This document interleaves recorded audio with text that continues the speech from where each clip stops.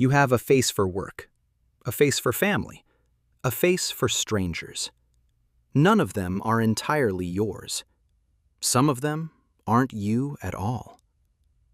Right now, someone who knows you from work would not recognize the person reading this. In 1959, sociologist Irving Goffman published a book that should have ended careers. He argued that every social interaction is a performance, and you are always on stage. Not sometimes, always. Which means the question isn't whether you wear masks, it's whether there's anyone left underneath them. Think about the voice you use when you answer your phone at work. Now think about the voice you use when you see it's your mother calling. The shift happened before you decided to make it. Psychologists call this code switching, the automatic adjustment of speech, behavior, and presentation based on social context. Everyone does it, but not everyone notices they're doing it, and not everyone can stop. Here is where it starts to get darker. Code switching is supposed to be a tool, something you pick up and put down. But tools can become permanent. Every time you perform a version of yourself, that version gets stronger. Neural pathways form around repeated behaviors. The performance becomes automatic. And the more automatic it becomes, the less you notice you're performing, until you forget there was ever anything else. This is where code switching stops being adaptation and becomes something more dangerous. Psychologists have a term for it: identity fragmentation. It happens when the different selves you perform become so distinct that they stop feeling connected. Work you doesn't know home you. Home you would be embarrassed by social you. And none of them would recognize the person you become when you're completely alone. If there still is one. Here's a test you can try right now. When you have nothing to do and no one to perform for, who are you? If that question makes you uncomfortable, you already know the answer. The fragmentation happens slowly, over years. You take a job that requires a certain kind of personality. Confident, perhaps, or agreeable, or authoritative. You practice that personality 8 hours a day, 5 days a week, 2,000 hours a year, 10,000 hours in 5 years. Malcolm Gladwell made famous the idea that 10,000 hours of practice makes you an expert. What he didn't mention is what happens when you become an expert at being someone else. The mask starts to fit better than your face. You catch yourself using your work voice at home. You notice you're performing relaxation instead of actually relaxing. You realize you don't know what your real laugh sounds like anymore. This isn't mental illness. This is modern life. We've built a world that requires constant performance. Your boss needs one version of you. Your partner needs another. Your parents need a third. Social media needs a fourth, the curated one, the one that looks effortless. And none of them are allowed to know about each other. The exhaustion comes from maintenance. Every mask requires energy to hold in place. The more masks you wear, the less energy you have for anything else. Research by psychologist Patricia Linville found that people with more distinct self-aspects are more vulnerable to stress.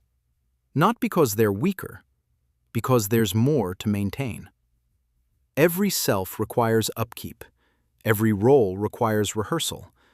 And the more roles you play, the less of you remains for any single one. This is when the masks stop fitting. You've performed confidence for so long that when real fear arrives, you don't know how to express it. You've acted warm for so long that when real coldness surfaces, it shocks even you. The performance becomes indistinguishable from reality, and then reality stops feeling real. Psychologists call this depersonalization. the sensation of being detached from your own thoughts, feelings, and body. It feels like watching yourself from outside your own head, like being the audience to your own life. The actor forgets they were ever anything else. But here's what nobody tells you about fragmentation. It doesn't feel like losing yourself. It feels like gaining efficiency. You get better at switching between selves. You get faster at reading what each situation requires. You feel more capable, more adaptable. You feel like you're winning. Until you lose. A crisis arrives. Job loss, heartbreak, illness, death. Something that none of your masks were designed to handle. And you reach for your real self. The one who handles emergencies.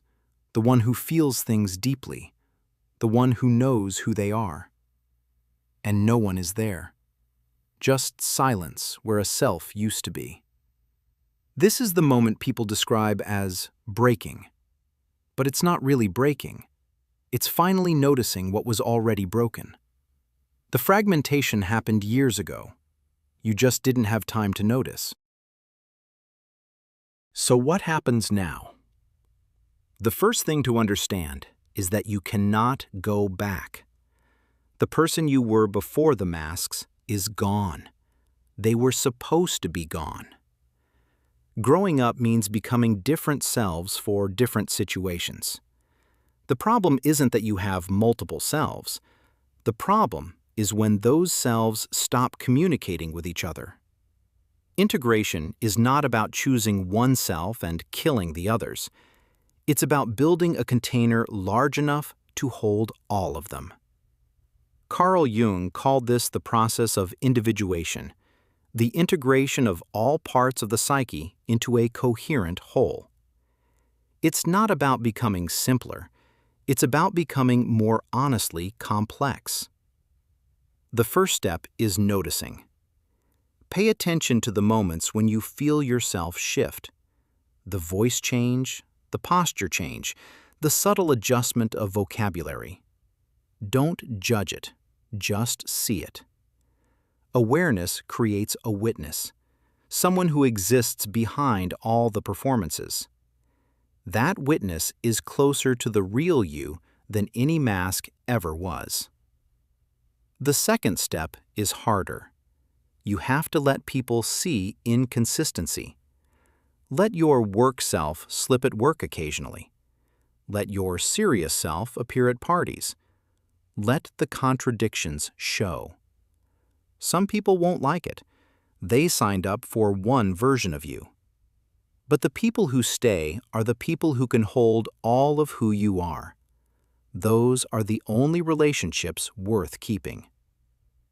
The third step is the one that takes years. You have to spend time with no audience. Not productive alone time, empty alone time.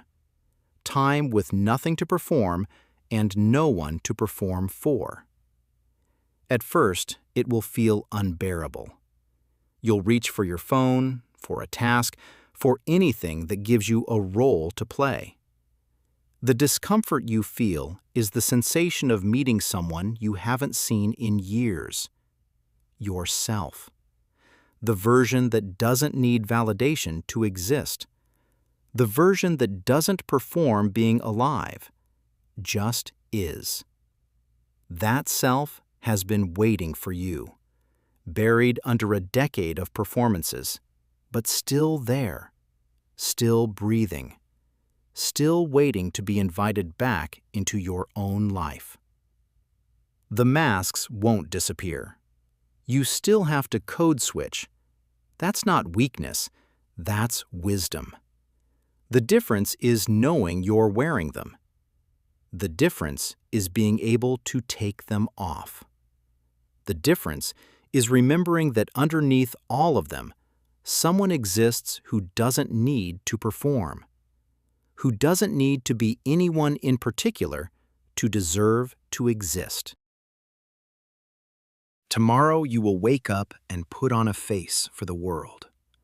But tonight, just for a moment, you could take it off and see who's still there. You have spent your whole life learning how to be everyone else. The question is whether you still remember how to be no one at all.